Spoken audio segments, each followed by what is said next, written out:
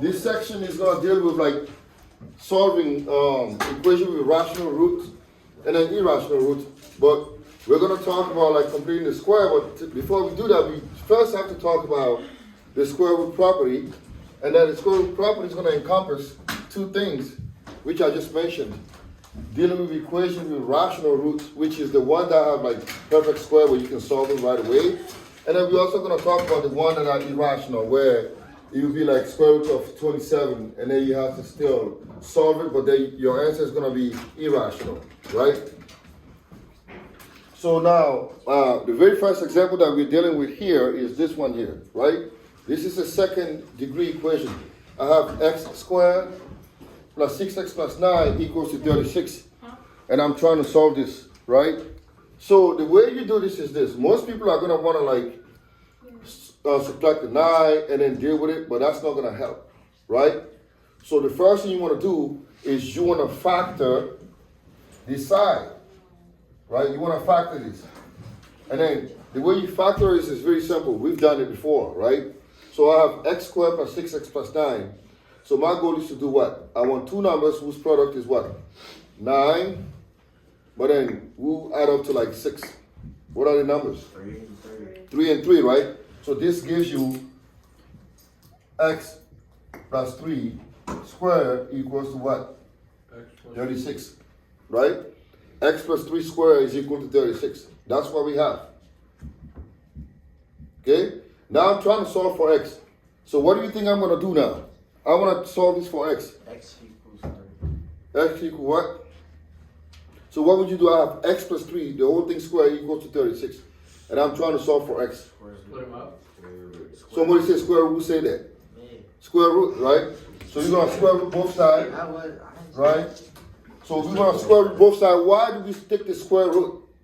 To get rid of the square. To get rid of the square. Thank you. See, that's how you think. To get rid of the square, because I'm trying to solve for x, right? But when I do that now, what do I have is this. I'm going to have x plus 3 equals what? Plus or minus what? 6. Because I took the square root, this is going to be plus or minus 6. Because it can go both ways. Now I have to solve two equations, right? I'm going to have x plus 3 is equal to 6 or what? X plus 3 equals to negative 6. All right? And then I can solve for x. We're doing what? This is a simple equation. Subtract 3 here, right? Come in. We got x equals 3 or x equals negative 9. Right? No, it will be too loud for you. Right? So we're going to have x equals 3 or x equals negative 9. Right? So now what we're going to do is I have like two guided practice for you guys. So I have now, up here I have x squared, right, minus 12x plus 36 equals to 25. So what do I do, Shay? What? What do I do first? Oh, I don't know. I'm just taking notes. How do we do this one? Put it into the square root. Okay, so what do we do here? Put it into the square root. Okay, so how would you do that? You gotta find two numbers that You multiply gotta to get find two 36. numbers. All right, And so then what, add up to 12. what are they? 6 and 6. 6 and 6, thank you, Cole. So now we have what? X minus 6 squared equals to 25. Right? Because 6 and 6, you notice that that's going to happen most of the time, right? 6 and 6, so we have x. Now what do I do here? Wait, so do you have to find a perfect? You want, yeah, square root it. Right? We take the square root of it. So now we get what? X minus 6 Plus or minus 5. plus or minus 5. And now we split this two and then we solve each one separately, right? So now we have x minus 6 equals 5 or x minus 6 equals negative 5. Now we have x equals negative 11. And then here x equals negative positive 1. Wouldn't it be positive 11 because you're adding 6 to the side, not so No, oh yeah, positive 11, right? And then here positive 1, right? That's easy. That's pretty easy, right? Now what about this one here? How would you solve it? We have x squared minus 16x plus 64 equals to 49. So how do you set that up?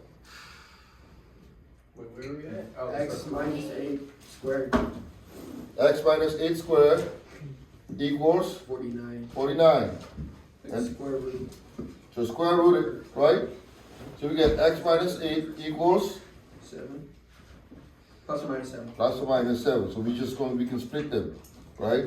So if you want to go through that, so, and then the rest is just X is negative 1 and then X is positive 1.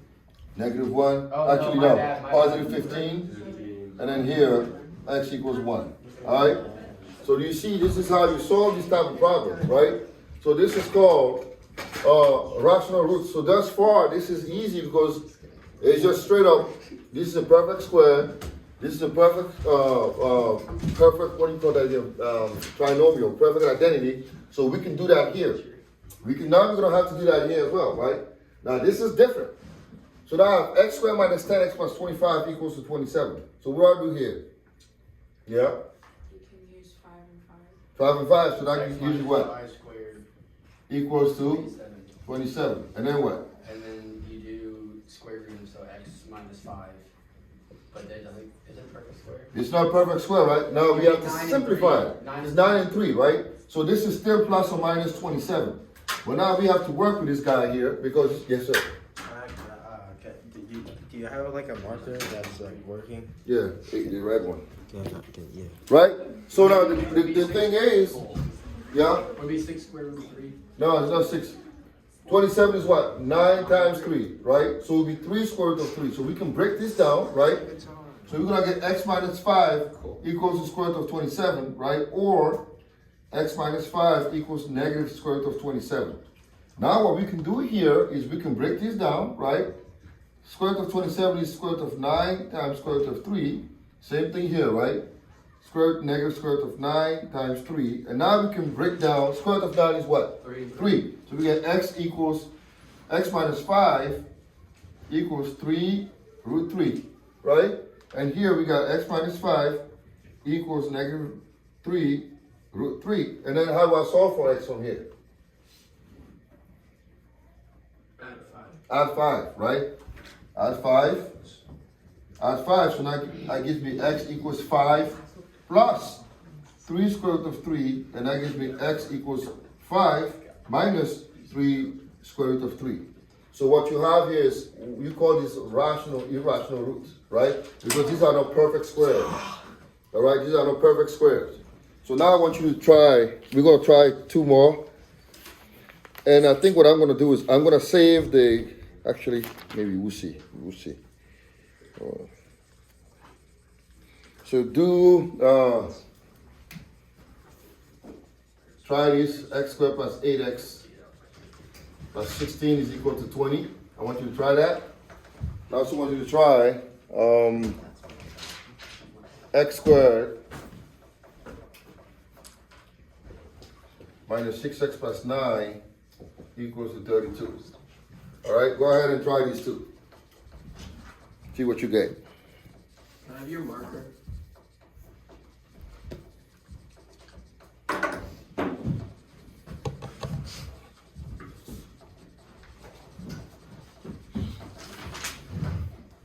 It's still recording. Yeah. Yeah, I know, that's fine. Just gonna do this one and then shut it after that. And then I'll give you guys some more to do in the book. Because I feel like I want to stop here for today and tomorrow. We're gonna actually talk about completing the square. Because that's a different thing and I don't wanna rush it.